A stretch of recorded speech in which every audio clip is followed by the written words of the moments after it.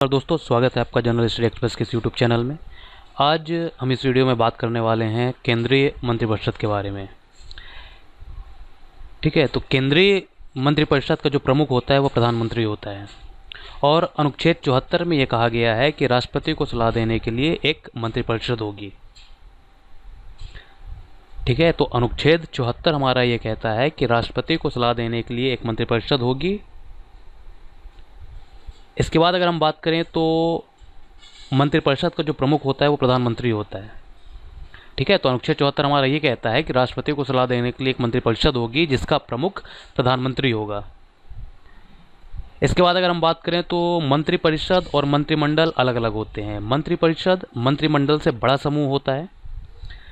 मंत्रिमंडल में केवल प्रमुख मंत्री शामिल होते हैं, जबकि मंत्रिपरिषद में सभी मंत्री शामिल होते हैं। मंत्रिमंडल में जो भी इम्पोर्टेंट मंत्री हैं जैसे गृह मंत्री, वित्त मंत्री, रक्षा मंत्री, ये सब शामिल होती हैं। इसके अलावा जब हम मंत्रिपरिषद की बात करते हैं तो मंत्रिपरिषद में सभी मंत्री शामिल होते हैं।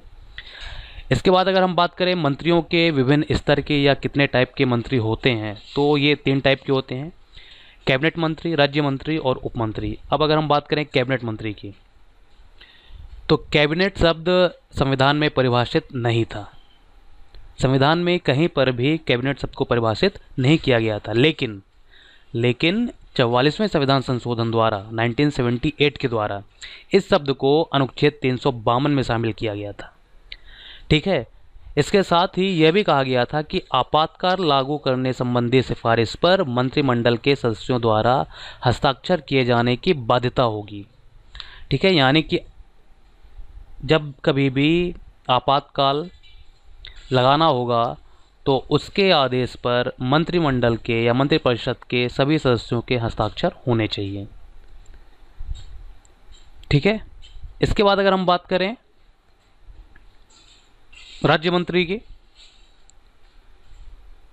तो राज्य मंत्री को कैबिनेट की बैठक में भाग लेने का अधिकार नहीं होता और इन्हें 2 श्रेणियों में बांटा जा सकता है। पहली श्रेणी वे होती है जिसमें स्वतंत्र प्रभार वाले राज्य मंत्री होते हैं और सेकंड वे राज्य मंत्री जिन्हें स्वतंत्र प्रभार नहीं दिया गया है। ठीक है, स्वतंत्र प्रभार का मंत्री अपने विभाग का प्रमुख होता है, जबकि बिना स्वतंत्र प्रभार वाले जो मंत्री होते हैं वे कैबिनेट मंत्री के अधीन काम करते हैं। ठीक, इसके बाद अगर हम बात करें तीसरे टाइप की यानी कि उप मंत्री की, तो उप मंत्री जूनियर मंत्री होते हैं जो कि किसी कैबिनेट मंत्री अथवा स्वतंत्र प्रभार वाले राज्य मंत्री के अधीन काम करते हैं। ठीक है, इसके अलावा अगर हम बात करें तो उप प्रधानमंत्री भी होते हैं। ये संविधान में कहीं मेंशन नहीं है। सबसे पहले उप प्रधानमंत्री थे सरदार वल्लभ भाई पटेल। उप प्रधानमंत्री का जो पद होता है यह लगभग इसमें ऐसे व्यक्ति को रखा जाता है, ऐसे वरिष्ठ व्यक्ति को रखा जाता है जो प्रधानमंत्री के समान प्रभाव रखता है। इसके साथ ही एक वर्ड सुनने के लिए आता है जिसे कहते हैं किचन कैबिनेट। तो किचन कैबिनेट जो होती है वह प्रभावशाली मंत्रियों का समूह है जिनसे प्रधानमंत्री ज़्यादातर सलाह मशवरा करते हैं। ठीक है, किचन कैबिनेट को भी संविधान में कहीं परिभाषित नहीं किया गया है और यह शब्द राजनीतिक विश्लेषकों द्वारा इजाद किया गया है। अब अगर हम बात करें मंत्रियों के दायित्व की, तो इसे 2 भागों में बांटा जा सकता है: सामूहिक उत्तरदायित्व और व्यक्तिगत उत्तरदायित्व। जब हम बात करते हैं सामूहिक उत्तरदायित्व की, तो सामूहिक उत्तरदायित्व से मतलब है कि जो मंत्रिपरिषद है वह सामूहिक रूप से लोकसभा के प्रति उत्तरदायी होगी।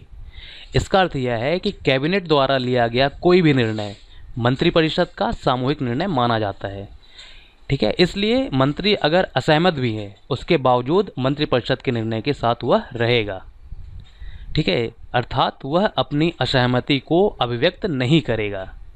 यदि अभिव्यक्त करना चाहता है तो वह मंत्रिमंडल से त्यागपत्र देकर कर सकता है। मंत्री चाहे जिस भी सदन से हो, सामूहिक उत्तरदायित्व लोकसभा के प्रति होगी। कहने का मतलब ये है कि अगर मंत्री राज्यसभा का सदस्य है, यानी कि अगर वह राज्यसभा का सदस्य रहा हो और उसे मंत्री बनाया गया हो, तब भी उसका जो दायित्व है, उत्तरदायित्व है, वह लोकसभा के प्रति होगा। इसके बाद अगर हम बात करें व्यक्तिगत उत्तरदायित्व की, तो व्यक्तिगत उत्तरदायित्व से मतलब है कि मंत्री राष्ट्रपति के प्रसाद पर्यंत पद धारण करता है अनुच्छेद 75(2) के अनुसार। अर्थात वह व्यक्तिगत रूप से कार्यपालिका के प्रमुख राष्ट्रपति के प्रति उत्तरदायी होता है। ठीक है, जिसका अर्थ यह होता है कि वह प्रधानमंत्री के प्रति व्यक्तिगत रूप से उत्तरदायी होगा। ठीक है, तो जब व्यक्तिगत उत्तरदायित्व की बात करते हैं तो जो मंत्री है वह राष्ट्रपति के प्रसाद पर्यंत पद धारण करेगा। इसके बाद अगर जब हम बात करें मंत्री पद की अर्हता की,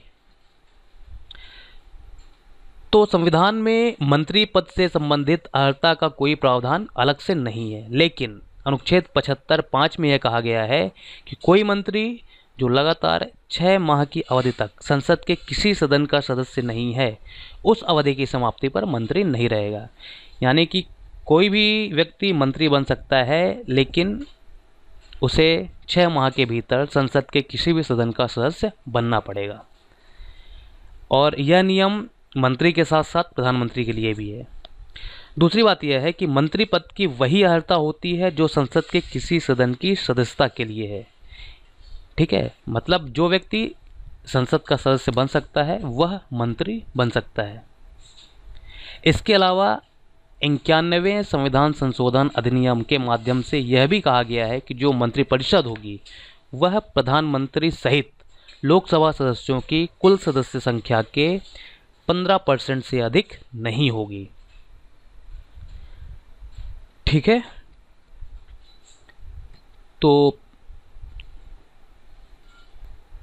हमने संविधान संघ की कार्यपालिका के बारे में बताया था। संघ की कार्यपालिका में राष्ट्रपति, उपराष्ट्रपति, प्रधानमंत्री, मंत्रिपरिषद और महान्यायवादी होते हैं। अभी तक हमने राष्ट्रपति के बारे में, उपराष्ट्रपति के बारे में, प्रधानमंत्री के बारे में तथा मंत्रिपरिषद, केंद्रीय मंत्रिपरिषद के बारे में देखा है। नेक्स्ट वीडियो में हम बात करेंगे भारत के महान्यायवादी के बारे में, यानी कि अटॉर्नी जनरल ऑफ इंडिया के बारे में। उसके बाद हमारा संघ की कार्यपालिका समाप्त हो जाएगा और फिर हम बात करेंगे राज्य की कार्यपालिका के बारे में। तो आपको ये वीडियो कैसा लगा कमेंट करके हमें ज़रूर बताइएगा। और अगर आपने अभी तक हमारे चैनल को सब्सक्राइब नहीं किया है तो इसे ज़रूर करिएगा। ठीक है, तो मिलते हैं नेक्स्ट वीडियो में, तब तक के लिए जय हिंद।